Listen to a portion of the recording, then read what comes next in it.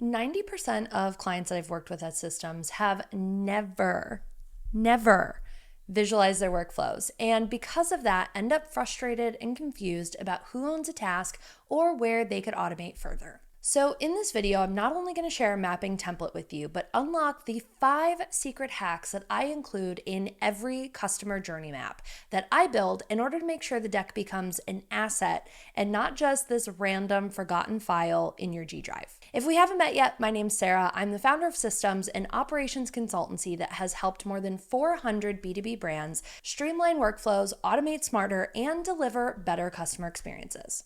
In my work, customer journey maps are crucial, and they allow us to identify gaps, close loops, and even sometimes find the ability to launch new products and offers. These maps also allow us to see very clearly at any phase of a customer lifecycle for who is responsible for what. So if something falls through the cracks, it can be picked up immediately. That is also why I build what I call domino workflows, but more on that next week. So make sure to smash that subscribe button so you don't miss it. To make a customer journey map a valuable asset, though, there are 5 key things that I always include. First, a team member color key. Every role is assigned a color. This allows us to see who's assigned where, better spot if one person's carrying too much of a load, and where handoff is unclear. Next, we have phases and milestones. Especially when it comes to client-based work, every project has phases. So think sales and onboarding, project execution, and offboarding and beyond. These milestones are natural checkpoints, not just a long list of actions that need to happen. And so by creating milestones and phases, it allows us to put smaller parameters within the customer lifecycle and create better experiences for each phase for everyone involved. All right. Quick reality check.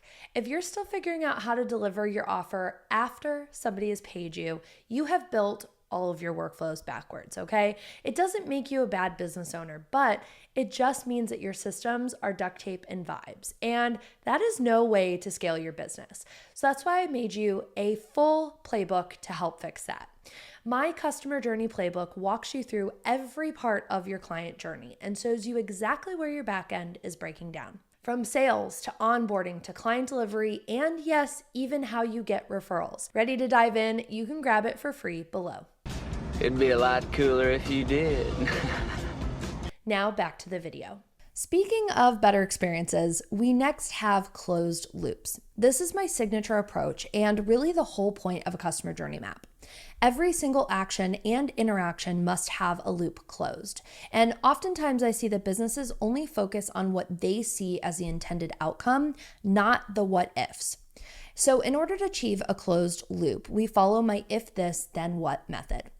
For instance, in sales, if a lead fills out your inquiry form but doesn't book a sales call, what happens? What do? Do you follow up with them? Do you just kind of hope they come back, that they remember to book a call? We want to be able to close a loop there.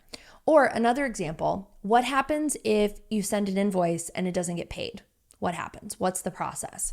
So not only are these actions, but it's mapping all of the what ifs to ensure that nothing ever falls through the cracks. And alongside every step, I note which tool or platform is being used. And to do that, I just use the platform's logo.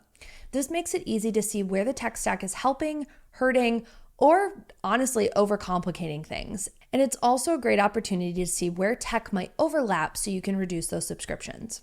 And lastly, for every automation, I document the trigger, the tech, and if there's a specific time that it runs. So this is really helpful, especially when you have email funnels and different things that are time sensitive.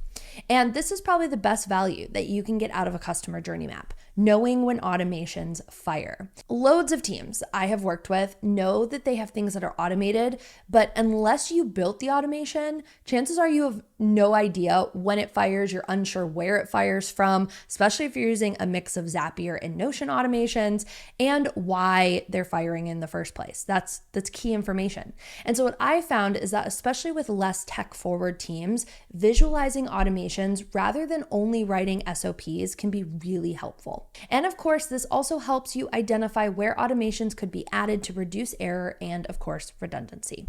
So after implementing all of these hacks, I lastly recommend reviewing your map on a minimum of a quarterly basis.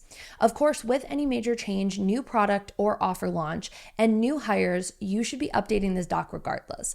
But as you continue to collect client feedback, of course, you want to make changes to further improve your existing workflows. So if you want more than just a list of job descriptions, but a living asset that supports the growth of your business, you can grab my new Miro template down below and start implementing today. Ew. Hey, did you know that staying up till midnight answering client emails isn't a business strategy? Download my free customer journey workbook and start fixing the systems breaking behind the scenes today.